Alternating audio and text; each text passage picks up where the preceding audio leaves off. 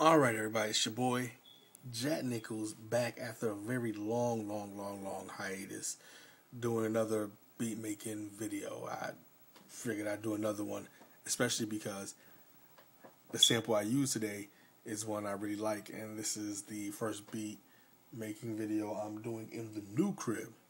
So it's almost like, I just gotta do one. Anyway, the sample that I'm using today comes from one of my favorite cult classic movies. And as you can see on the screen, it says The Adventures of Buckaroo Banzai Across the Eighth Dimension, starring Peter Weller from RoboCop, John Lithgow from Third Rock from the Sun, Ricochet. It also has Jeff Goldblum in it, who you guys know from The Fly, Jurassic Park, a bunch of other movies, Independence Day.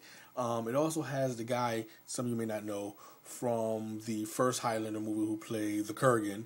He's in there as a good guy. And then a bunch of other weird little cameos, which makes the movie pretty cool.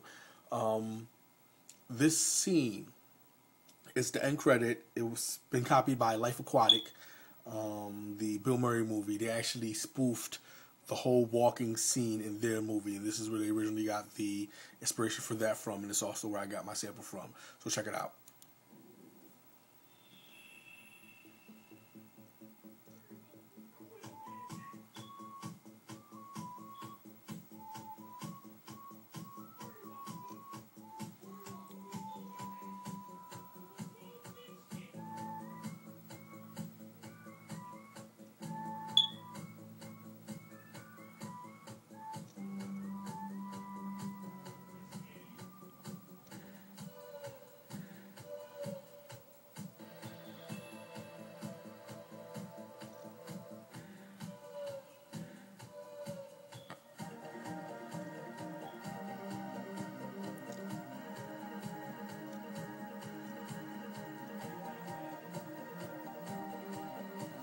All right, so that's the scene. That's the sample that I used.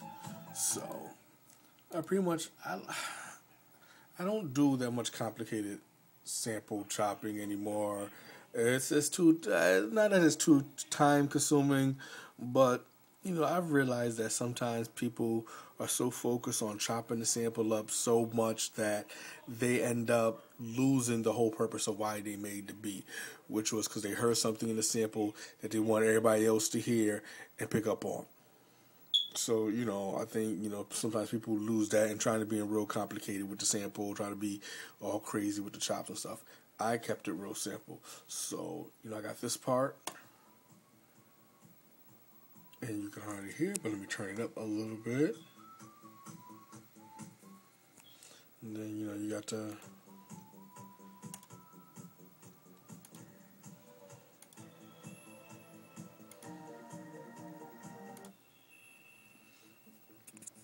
Alright.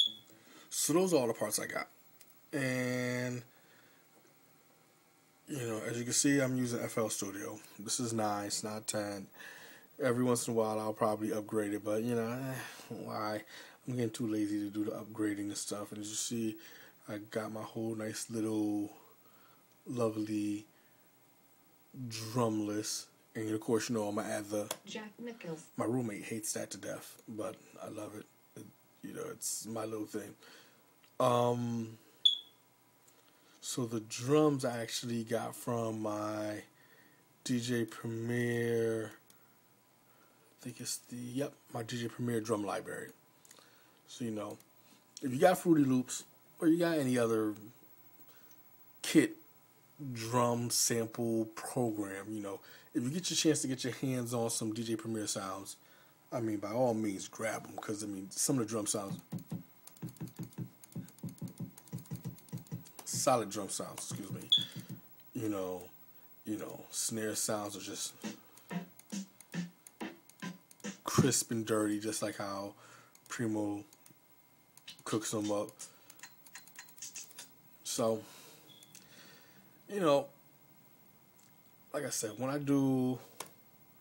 I'm doing a familiar beat, a beat that probably pretty much almost everybody should be able to catch the sample from.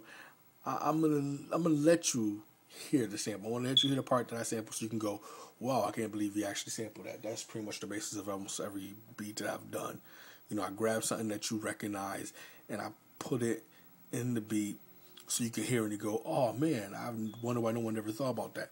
So, without further ado, you know, I got my drum, I got my little intro set up, little drum patterns for the verse, you know, a little break in the verse, you know, my little bridge, my chorus, and then I got my chorus bridge.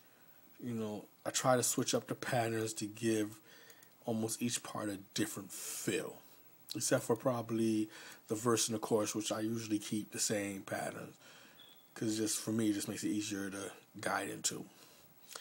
But without further ado, this is what I came up with.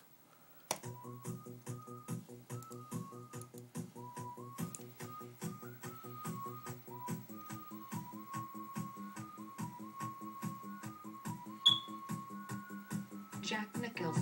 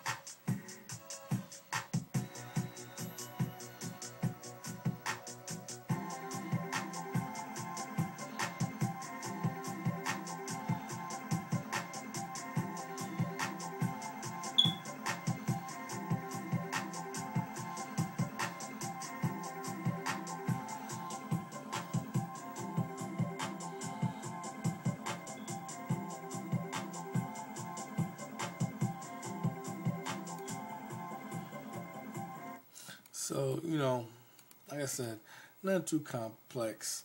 I'm on my Kiss shit, you know, keep it simple, stupid. And this has been another beat making video by Nickelz. I gotta love that one.